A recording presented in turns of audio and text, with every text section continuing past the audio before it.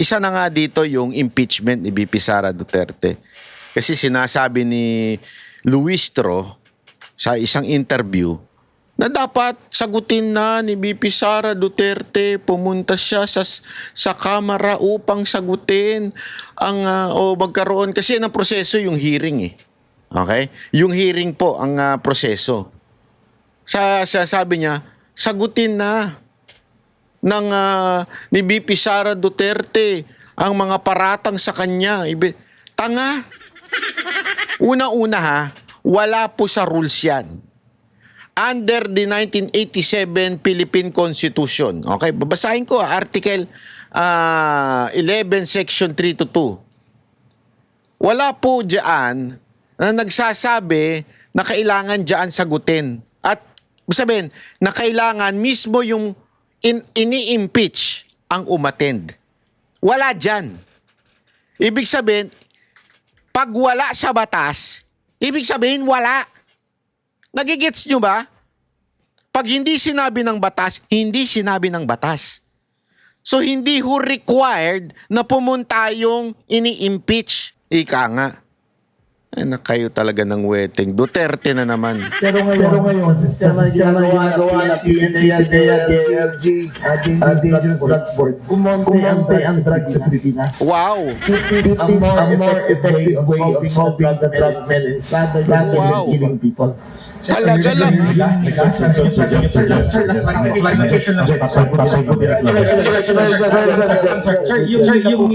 Kita mo, talagang pinigilan niya kasi parang tinanim niya yung question eh. Kasi supposedly, feeling ko dito, bawal muna magtanong. Magsasalita muna yung speaker, yung si John Vic. Di ba? Eh, pinitik niya na yung nakarang administrasyon. Eh, bigla may magtatanong. Pinipigilan ng host. Sandali, wag mo nang ano. Pero sabi ni John Vic, sinenyasan niya yung host. Sandali, pagsalitain natin yung magtatanong. Parang alam niya itatanong, ano? Ng traffic, nakakalungkot pa rin yan. Kasi hirap na hirap yung mga kababayan natin mag-commute ngayon. Tapos, yung sinasabi nilang walang fair hike, walang ganyan, walang pagtaas-taas ng presyo. Hindi po totoo yan. Nagkakanya-kanya na po ang ating mga public transportation ng pagtaas ng presyo. Oh, di ba tama ako, mga kababayan? I-comment nyo dyan. Oh, yung mga tricycle sa inyo, di ba, nagtaasan na. Yung mga jeep sa inyo, nagtaasan na kahit wala pang abiso ng gobyerno. Alam nyo kung bakit? Mahina kasi nilalang yung gobyerno. Walang kamay na bakal, kaya hindi na sinusunod. Alam mo kung bakit din? Kasi hindi naman kasunod-sunod. Walang respect, ika nga. You need respect eh. Kailangan mo ng respeto para sumunod. It's not just salita o paandar, kesyo nagmamagaling, kesyo may mga sinasabi. Wala nang respeto. Gusto nyo malaman kung paano ka walang respeto ng mga Pilipino dito kay Marcos? Gusto nyo? O ito, sample lang ho ito ha. Sample lang na wala nang respeto, wala nang nabibilib, wala nang gumagalang dito sa presidente natin. Kaya dapat talaga mag-resign na itong animal na to eh. Wala ka ng ano eh, moral ascendancy. Puro moral descendancy ka na lang. Wala ka na. As in, hindi ka nire-respeto ng mga Pilipino. Ito, panoorin ninyo to ha. Kita niya yan? Mga pinauwi. Oh. Kakamay dapat si Marcos eh walang kumakamay sa kanya kaya pumalakpak na lang siya. Tingnan niyo oh. Oh. Tingnan niyo yung kamay niya. Oh, nagtaas siya ng kamay. Oh. Oh, parang kakamay na siya pero walang kumakamay kaya pumalakpak na lang yung animal eh. Oh. Dinaan-daanan siya eh, parang walang presidente sa gilid. Tumalikod na lang siya eh. Sabi niya, tangina, napapaya ako dito. Talikod na lang ako.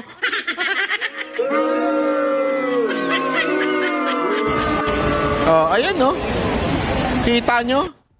Oh, alam nyo kung bakit, mga kababayan? OFW to ah. Ito yung mga supposedly pagdating sa politika, pagdating sa paghanga sa mga government official, mataas ang ano nila.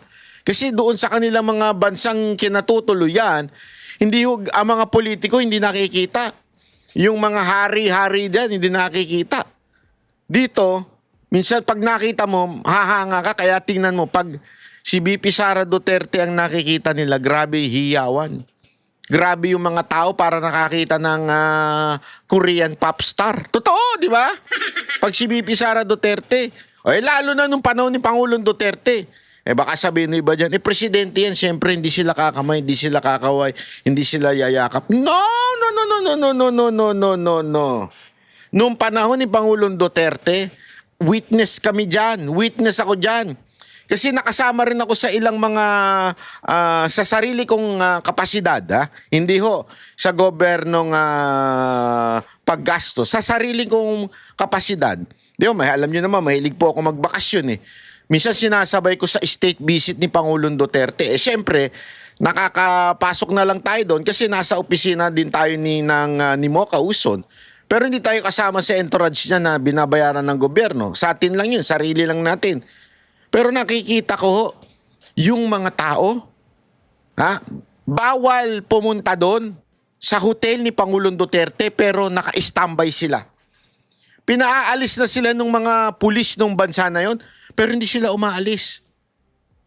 Sa sobrang, kasi siyempre may protocol. Remember, presidente yan ng ibang bansa. So you have to protect that person or else pag may nangyari dyan, ang masisi dyan yung presidente ng bansang dinalawan ni Pangulong Duterte. Kaya ang higpit to, lalo na sa Japan. Pero grabe ho. Nagbantay ho yung mga tao doon. Nung pagdating ni Pangulong Duterte, grabe yung mga tao, talaga naghiyawan, naglapitan. Wala na magawa eh. Si Pangulong Duterte, todo naman ang kamay, todo pa picture. Pero ito, tingnan ninyo, ano ito? Sige, ano nga ito? Kayo na humusga. Hindi na ako, kayo na humusga. Ano nangyayari dyan? Tingnan nyo. Ni isang OFW walang kumamay. Buti nga walang sumampal sa iyo eh. Wag na ganon, wag naman ganon mga kababayan. Wag naman natin bastusin ng harap-harapan ha. Wag nyo naman duraan. Wag nyo naman siyang ibu o ganunin ng... Wag nyo gaganunin, ha? Pero pag ginanon nyo, pengi akong video, ha? Hindi, pero wag nyo gagawin yun. Hindi tama yun. Wala sa kultura natin na binabastos ang presidente. Unless sobrang sama katulad nito. Hindi. Wag nyo gagawin. Ako, I do not encourage disrespect to the president, ha? Kahit pa paano, presidente pa rin nga natin, eh. Kahit ayaw natin. Kaya lang ako, nagwo-worry nga ako eh. Pag hindi napigilan ng mga OFW, na ibu, sumigaw ng Duterte dyan. Ha? Naku, maniwala kayo sa akin. Buti na lang. Ngayon ang sinasabi ko, kaya tuloy, kasi, alam mo, ang gulo-gulo kasi ng gobyerno ngayon. Sa totoo lang, hindi nga sila magkasundo-sundo kung may oil crisis o wala. Nababalitaan natin kaliwat kanan na magkakaroon daw ng krisis sa kuryente. Hindi na daw sapat yung oil na dumarating sa atin.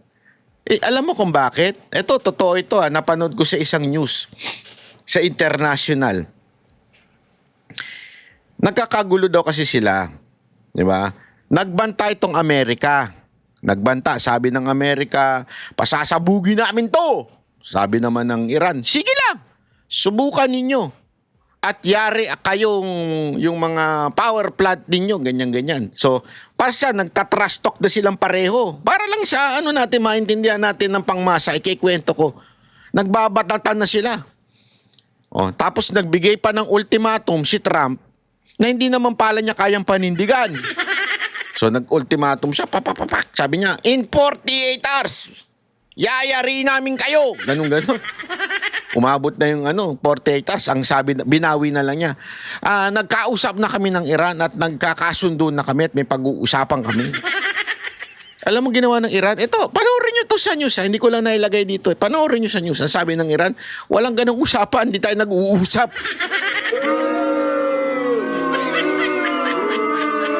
Grabe nagulat ako doon. Mismo yung kanilang hindi tayo nag-uusap, walang usapang ganun. Tapos ang matindi pa nito, pinayagan ng Iran na dumaan yung ibang bansa na hindi sila iniistorbo, hindi sila ginugulo. Sige lang, daan lang kayo. Pero lahat ng kaalyado ng Amerika, hindi pa dadaanin. Ang lupit. Kaya nga ang tanong nung international news na yun, ano kaya ang mangyayari sa Pilipinas dahil kaalyado natin ng Amerika? Tutang-tuta tayo ng Amerika.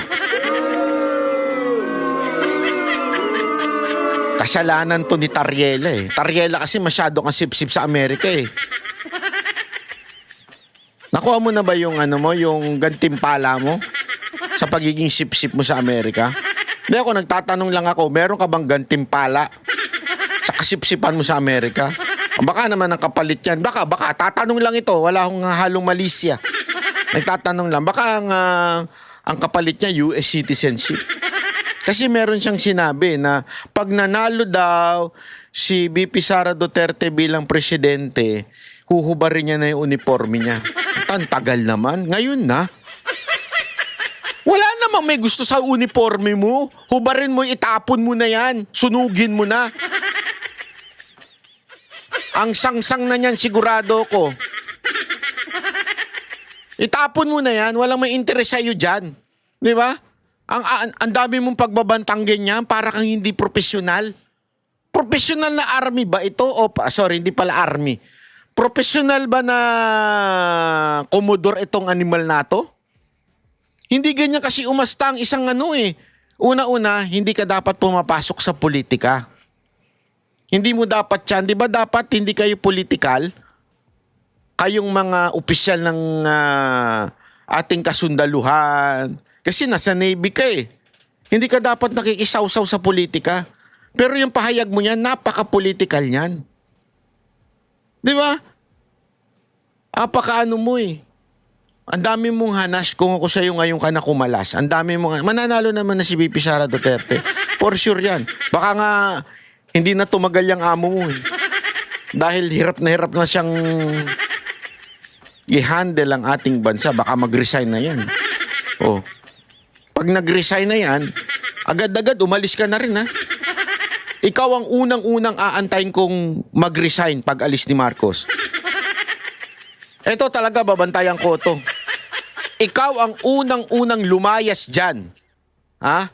Pagka-declare na panalo ni BP Sara Duterte, una ka nang lumayas dyan sa posisyon mo. Huwag ka na magpaalam. Walang interes sa magpaalam ka. Lumayas ka na. Alis na. Ito, panoorin natin ito ha. Kasi nagkainitan ka ganina eh. May krisis na ba sa langis o wala? Magkasalungat ang pananaw dyan ng Malacanang at mga senador. Live mula sa TV5 Media Center, nangungun sa balita si News 5 Cent correspondent Mendos Baños.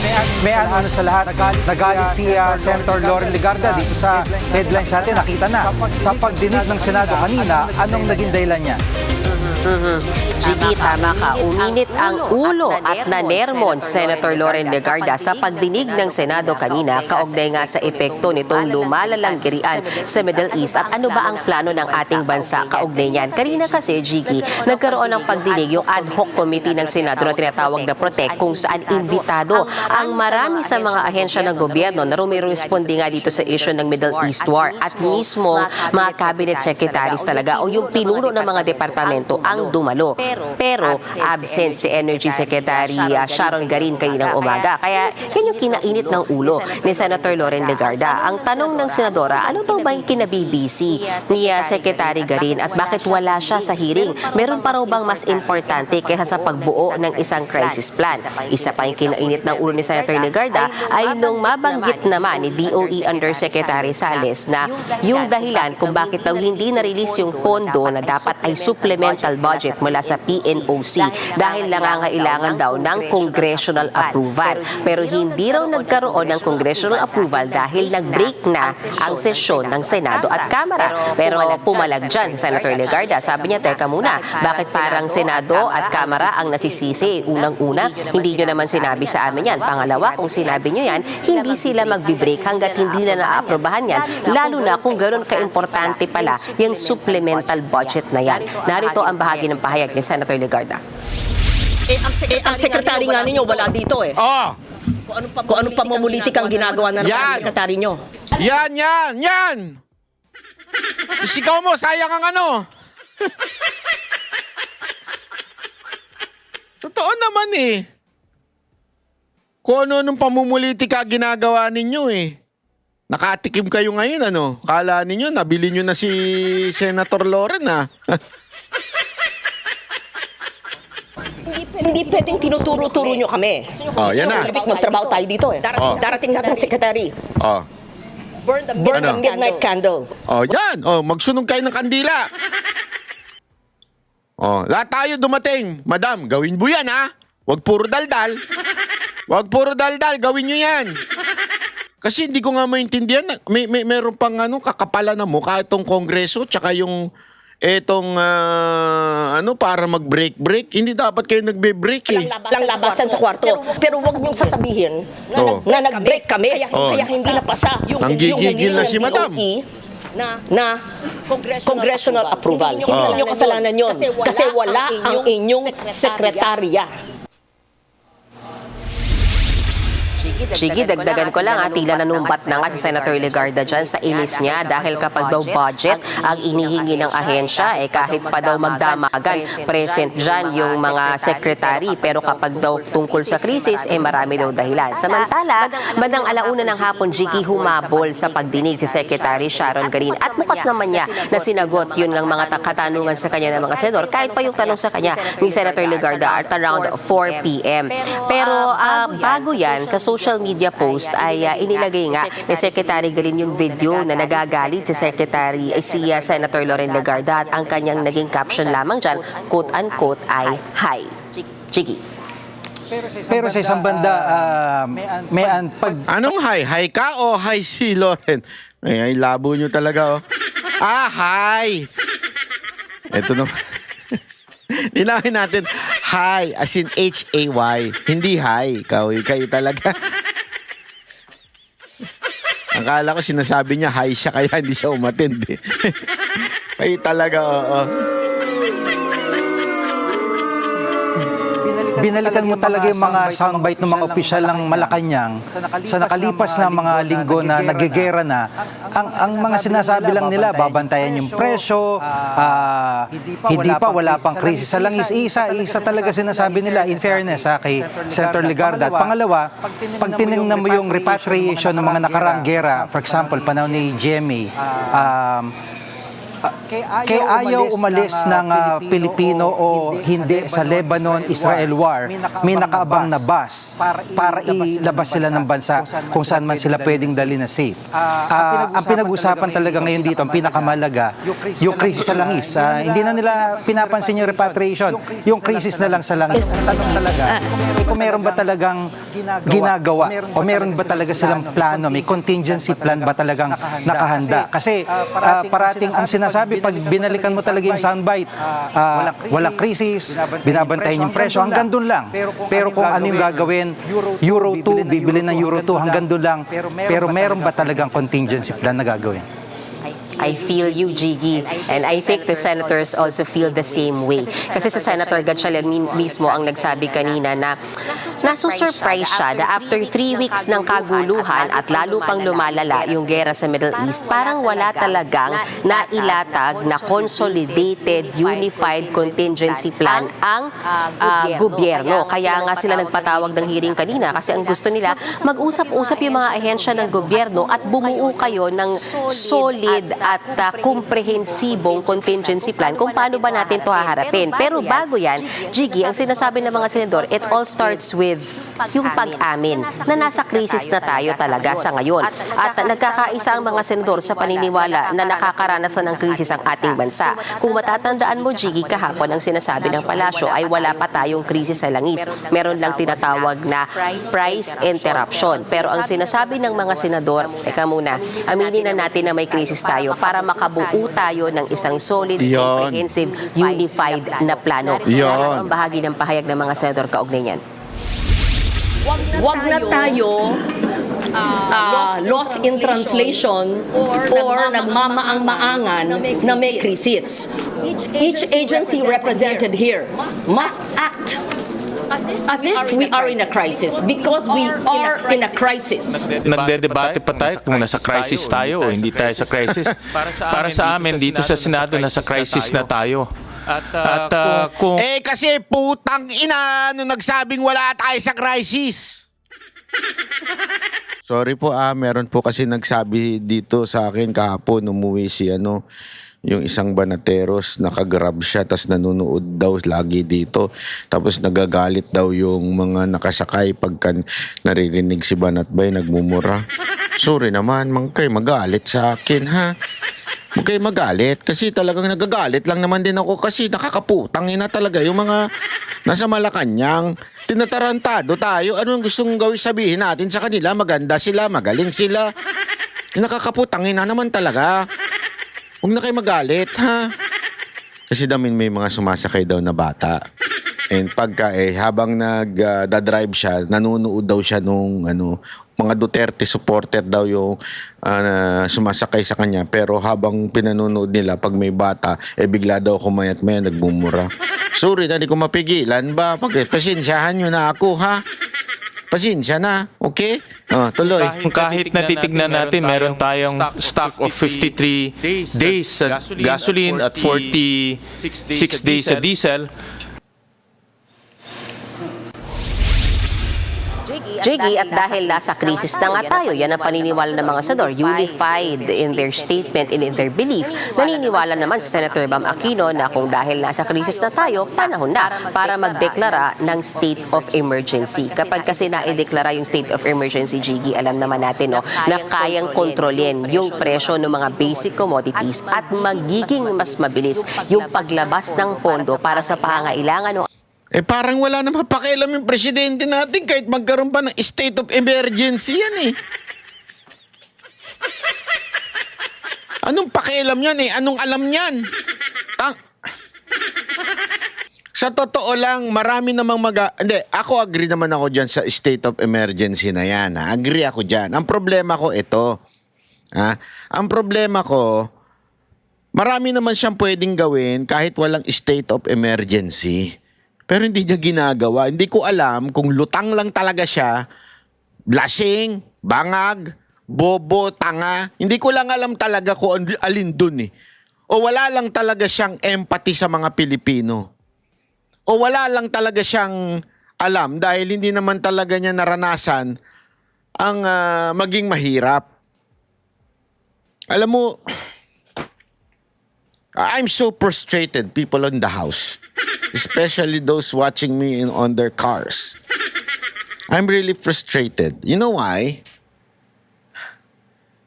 Why did you vote for a person na hindi dumaan sa paghihirap?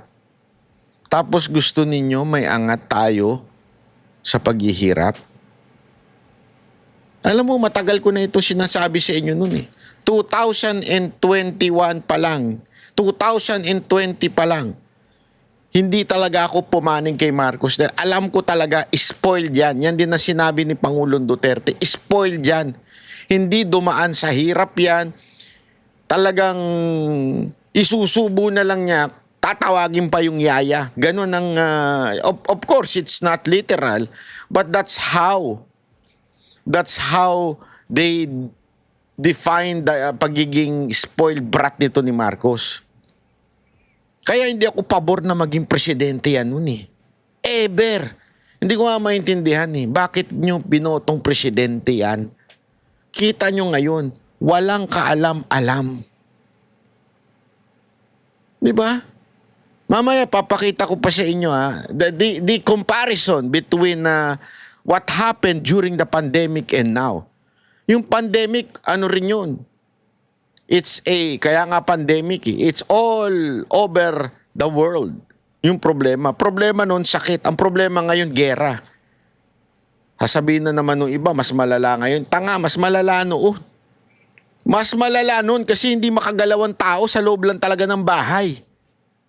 Hindi makalabas. Bakit ngayon? Nakakalabas pa rin tayo. Dahil pa rin pumupuntang social climber sa Starbucks Ngayon may bago na silang pinupuntahan, yung Harlan na yan. Napakarami pa rin social climber sa coffee shop Yung wala ng pambiling pera na pang-inom ng gamot, pangkain, naka-motorcycle taxi na nga lang, tapos bibili pa ng mamahaling kape. Na yung kape naman, pareho lang din naman ng 3-in-1, yung ino-order nila. Pasensya na, hindi ko talaga maintindihan yung mga kababayan nating nagre-reklamo na wala ng pera pero nag-i-Starbucks pa. Tapos ang ino-order, frappuccino lang din naman. Alam mo gawin mo, bumili ka dyan sa labas nyo, sa mga uncle dyan, sa mga 7-Eleven na mga 3-in-1. Tapos bumili ka ng yelo. Pag bili mo ng yelo, i-shake mo. Tapos dagdagan mo na sobrang daming asukal. Yun na yun! Yun na yun! Frappuccino na yun! Yung mga dapat pumupunta lang sa Starbucks at saka yung yung talagang coffee drinker yung naiintindihan ng pinagkaiba ng espresso at saka ng Americano. Hindi yung mga social climber. So ano ibig ko sabihin? Kasi mga kababayan, pag pupunta ka pa rin ngayon sa mga lugar na somehow nasa high level ng konti. I mean, nasa social climber na konti. Marami pa rin tao. Ibig ko sabihin, yes, there is a problem now. Yes, there is a crisis now. But unlike before, nung COVID, mas matindi. Pero bakit tila mas organisado nung panahon ng COVID kesa ngayon?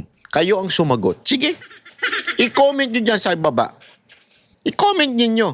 Bakit mas maayos noon? Mas matindi noon Hindi tayo makalabas, hindi makapagtrabaho, lahat tayo nawala ng trabaho. Di ba? Pero bakit gayon? It is because inutil ang presidente natin. Ating mga kababayan, partikular yung ayuda. Narito ang bahagi ng pahayag ni Senator Bamaki. Panahon nang magdeklara ng state of national emergency. Maaari tayo magpatupad ng mga hakbang sa pag-regulate sa presyo ng mga essential goods. At kahapon sa report ni Brian Casilio, kinoconnect ng PNP na pwedeng tumaas yung bilang ng krimen kapag yung naghihirap talaga yung taong bayan. Yun ang sinasabi nila, yun ang context nila. At kung tutuusin, meron na itong micro-model sa Yolanda. Nawalan ng pagkain bigla yung community, yung Tacloban, nawalan ng gasolina, talagang looting ang nangyari dyan. So, I mean, hindi to alarmist, pero ito ay reality na nakita na to sa Tacloban. Hindi ba nababahala yung... Kita niya, Kita niya yan. Nakita na yan, unti-unti. Kaya nga sabi ko sa inyo mga kababayan, lalo na yung mga OFW na nanonood dito, hindi nyo nararamdaman na itong ganitong klaseng bayan natin. Pero ikikwento ko na lang sa inyo. Ultimong hino-hold up na dahil lang sa gas. Yung mga ilan nating kababayan. Ninanakawan na, sinisip-sip yung gas. As in, sinisip-sip. Diba yung, alam mo yun, habang bubaba yung tricycle driver, pagpasok, sumasamba.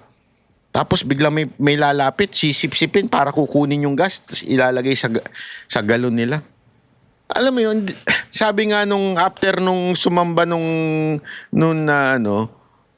nakawan ng tricycle, sabi niya, naiintindihan ko Kaya hindi ko na lang hinabol, di ko na dinimanda. Grabe na hirap sa Pilipinas. Di ba? Yan, makikita mo yan. Tapos sasabihin, walang oil crisis.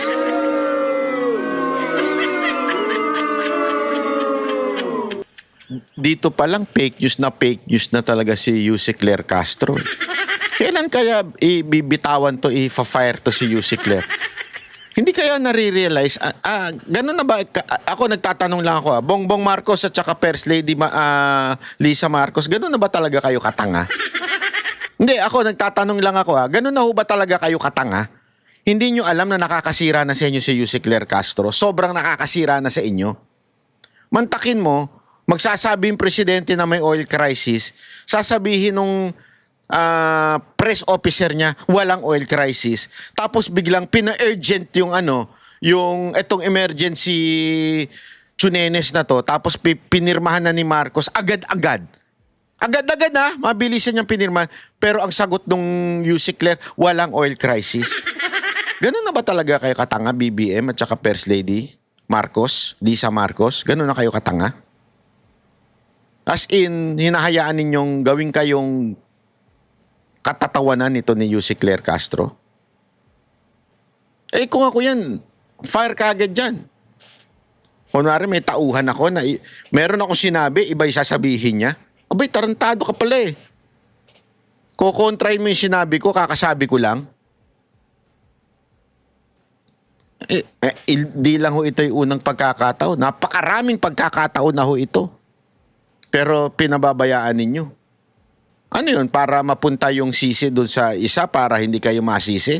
Hindi ho eh. Di ako naniniwala doon eh.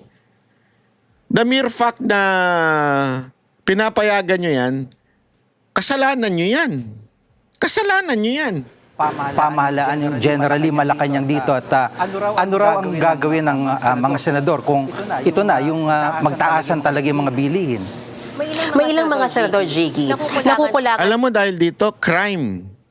Aakyat talaga ang crime. Maniwala ko kayo sa akin, aakyat ang crime. Kaya katarantaduhan yung sinasabi ni natatawa ako doon sa sinasabi ni John Vic eh. Kanina nga lang may nakita na akong crime. Saan? Doon mismo sa Cavite. Na balwarte niya. Tapos sasabihin niya, wala. Mas maganda ngayon, mas maayos ngayon. Walang namamatay. Wala nga namamatay. Pakina. Wala naman nangyayari. Sila doon sa kung sakasakaling man na implement nga yung pagtapya sa excise tax kasi ang matatanggal nga lang yan sa presyo ng langis is I think if I remember it correctly, ay nasa 6 pesos sa diesel and then 11 pesos sa gasoline. Kaya, ang question na kanina na lumulutang doon sa pagdinig ng Senado, what if, aside from suspending the excise tax, let's also suspend the 12% VAT, lalo na doon sa pagkain na kadalasang binibili ng mga mahihirap nating kababayan. For example, mga delata, sardinas, noodles, at pati na rin sa mga over-the-counter medicines. Kasi pag idadagdag mo yan, wala kang 12% VAT. Eh, sinasabi kasi sa Senator Legarda, ngayon lang naman, habang nasa krisis tayo na pinagdadaanan dahil nga sa gera sa Middle East. So kung tanggalin mo yung excise tax, tanggalin mo pa yung 12% VAT sa mga selected items lang naman, medyo malaki-laki, Jiggy, ha? Ayan. Ako ito yung sinasabi ko eh. Alam mo kung kanino ko to narinig? Ha? Narinig ko ito kay Francis Kong. Kilala niyo si Francis Kong, yung motivator na dati ring nagtuturo. Naalala ko ito nung panahon namin doon sa dating church eh. Sinabi niya yan eh. There was a time daw na nagkaroon ng krisis yung kanyang kumpanya. Tapos ang unang ginawa ng kanilang kumpanya to survive this crisis sa kanilang kumpanya, sila hindi tumanggap ng sahod, yung mga executive. Anong logic nun? Kasi yung executive, yung mga boss doon, may mga naipong pampera. Di ba? Pero yung mga nasa baba, kung dahil sa crisis matatanggalan ng trabaho, maghihirap yon. O kung hindi kaya matatanggalan ng trabaho, mababawasan ng sahod, maghihirap yon. So dapat, the leader should sacrifice. Tama, mali. Maganda yung ganong klaseng prinsipyo. The same principle with this. I understand na mahirap na walang tanggalin yung VAT kasi mawawala ng pondo ang gobyerno. Sa totoo lang, kaya naman eh. Una-una, napupunta lang naman sa korupsyon, karamihan dyan. Pangalawa, if we have to stop some services na supposedly hindi naman talaga nasisilbihan. Ibig sabihin, hindi naman talaga napupunta sa taong bayan. Dahil lang matatanggal yung source of that service from the VAT, di gawin natin. For the meantime, hindi naman temporary lang naman po, hindi naman po permanente. Kaya nga sinasabi ko, nananawagan ako sa isang reel ko eh. Sana yung mga TNBS, whether it's a delivery, whether it's a taxi, as in yung cars, o di kaya naman motorcycle taxi, kayo mga may-ari ng kumpanya, bawasan nyo na muna yung commission ninyo. Bawasan nyo na muna yung kita ninyo. Anyway, may spare naman kayong mga pera. Mag-break even lang kayo sa paying the employees.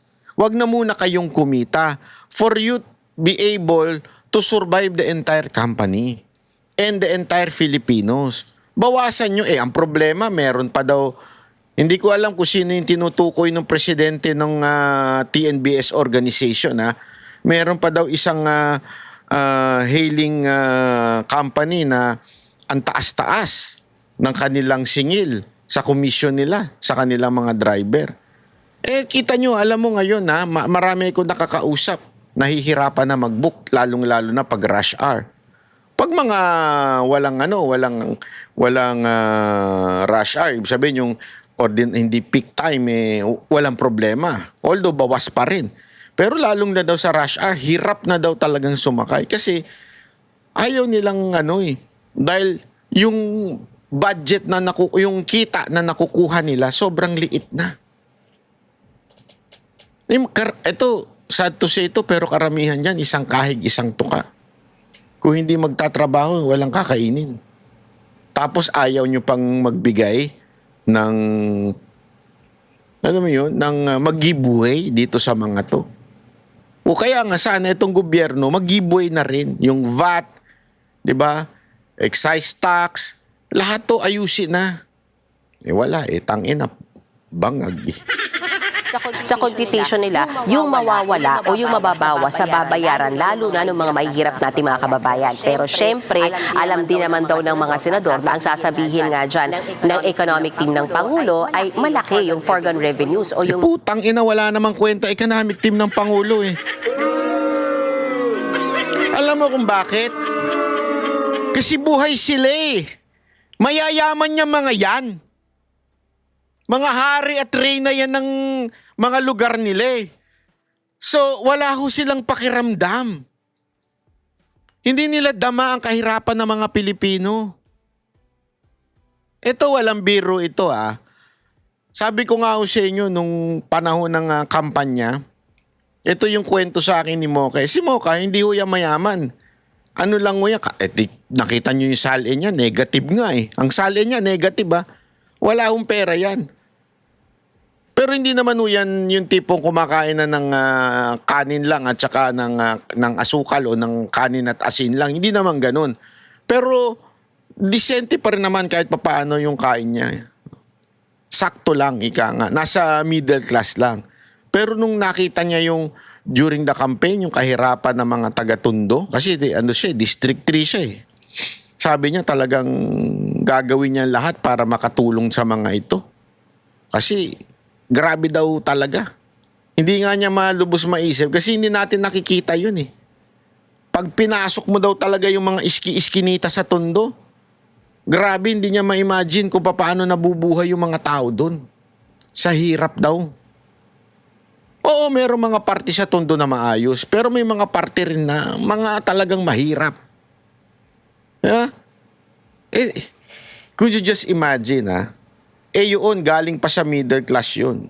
Ibig sabihin, alam mo yun, talagang nagulat sa sitwasyon ng mga Pilipino. How much more yung mga milyonaryo, bilyonaryo, yung mga mayayaman, yung mga hari tray na dyan sa Batangas. Economic team. Yung mga hindi makalabas ng bahay na walang driver, walang security. Yung mga ganyan tao, how would you imagine them na magkaroon sila ng compassion, empathy sa mga Pilipino? Kaya walang pakialam yan Hindi nga natataranta yan Baka ililipad lang na ibang bansa yan, magbabakasyon lang walang biro. Kaya dapat talaga na tayo maglagay talaga tayo ng mga public official. Lalong-lalo ng presidente, nagaling talaga sa hirap at hindi marangya ang buhay. Totoo. Kaya nakakabuisit talaga Magsisisihan na magsisisihan. Ano pang system yan kung ganyan din naman pala? Di ba? Ay, nako. Eto na. Pag-usapan pa natin ito Eto kasi, isa sa magiging problema natin ngayon ay ang crime. Pero tingnan ninyo kung gaano dito mo makikita talaga na kung gaano kababaw ang ating mga opisyal dahil namumulitika at pinupolitika at they're trying to until now they're still trying to destroy the Dutertes. Yun lang ang kanilang motibo eh. Hindi ayusin. Remember, titindi ang crime. Mark my word, matindi ang mangyayari sa Pilipinas. Magkakaroon talaga ng matinding crime. Snatching, kidnapping, holdapan, kaliwat kanan, riding in tandem, agaw kotse, agaw motor. Lahat ng pagkakakitaan gagawin ng mga kababayan natin, lalo na pag yan wala nang kinita sa kanilang mga trabaho. They would really resort doon sa mga petty crimes na makakalusot sila pag nahuli sila. Tingnan nyo, dadami mga snatcher. Manood kayo. You compare the war on drugs tsaka yung campaign against illegal drugs. Yung po bang sinabi mo kanina, is it part of quote-unquote war on drugs? It is a campaign against illegal drugs. The president's directive is that we should follow the law. We should not game the system. Dati kasi, kala nila, basta pumatay ka ng limang tao, 10 tao, 20 tao, 2,000 tao, tigil lang sa droga sa Pilipinas. Tumigil ba? Hindi rin eh. Tanga ka naman din kasi. Hindi naman talaga titigil ang crime. Hindi talaga titigil ang droga. Walang bansa nakapagpatigil niyan. Diyos lang makakapagpatigil niyan. Hindi naman yan na sinasabi ni Duterte. Pero ang sure kami, naramdaman namin ang pagbabago sa crime. Before, safety talaga lumabas. Meron kang pakiramdam na safety ka. Bakit? Nawala talaga yung mga animal. Nawala talaga yung mga adik nagtatatago. Nabawasan din yung mga pusher. Again, hindi ho mawawala ang drugs. Kahit anong bansa, kahit sobrang stricto pa niyan. Hindi mawawala. Japan nga, sobrang strict. Death penalty, alam ko dyan, sa Japan, pagka drugs eh. Pero bakit may mga... hey bro, cocaine, bro. May gumaganong-ganon pa rin dyan, saka Bukitso. Stricto na yan ha. Ibig sabihin, hindi mo talaga masisiro yan. Pero one thing for sure, hindi yan magiging katulad ngayon. Nakaliwat kanan. May makikita ka nagdodroga. May nabibidyoan pa ka. Nakikita ninyo, di ba? Nagbibidyo mga nagdodroga. Meron pa, hindi lang nagbibidyo, inilalabas pa sa social media.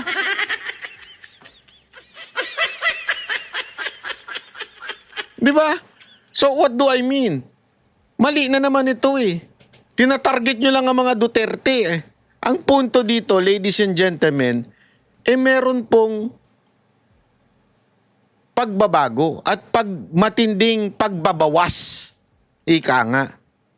Ay, kayo talaga ng wedding. Duterte na naman. Pero ngayon, sistema ginagawa ng PNP, DLG, Dangerous Drugs Board, kumonte ang drugs sa Pilipinas. Wow! It is a more effective way of solving the drug menace rather than killing people.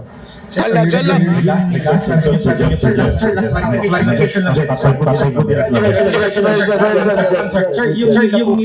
Kita mo, talagang pinigilan niya kasi parang tinanim niya yung question eh. Kasi supposedly, feeling ko dito, bawal muna magtanong. Magsasalita muna yung speaker, yung si John Vic. Di ba? Pinitik niya na yung nakarang administrasyon. Bigla may magtatanong. Pinipigilan ng host. Sandali, wag mo nang ano. Pero sabi ni John Vic, sinenyasan niya yung host. Sandali, pagsalitain natin yung magtatanong. Parang alam niya itatanong, ano? Parang alam niya yung itatanong. Bakit kaya? Bakit kaya? Na alam niya yung itatanong. Ano sinasabi niyo? Is it the past administration? Sorry po. Yes, it is the past administration. Ngayon, alam na natin, mga kaibigan. Alam na natin, halatang halata, alupit. Hay nako, anyway, ayan na nga po mga kababayan at talaga nga namang this is so obvious. Diba? Na wala naman silang ginagawa. Target lang talaga mga Duterte. Ang lupit mo talaga, John Vic, ano? Gusto mo pang maging presidente? Hindi mo nga maayos yung safety dito sa Cavite na balwarte ng kapatid mo. Mga Rimulya. Diba? Sus, naku ka talaga, oo. Ewan ko sa'yo. Ewan ko talaga sa'yo. Kaya ibibigay na lang muna namin sa ombudsman na bahala. Parang sa madaling salita, ayaw nilang sabihin na meron silang nakitang link, pero para iligtas lang yung mga puwet nila, sige, bahala na ombudsman dyan, hindi na kami, labas na kami dyan. Pero hindi inabsuelto. Hindi sinabi ng ICI na, ay, clear si sa amin si Romualdez. Okay? So ang sinabi naman ngayon nung congressman na yung sa Tingog party list, alam naman natin kung sino yung sa Tingog party list, di ba? Yan yung kay Zaldico eh. Ay, kay Zaldico. Sorry, di pala kay Zaldico.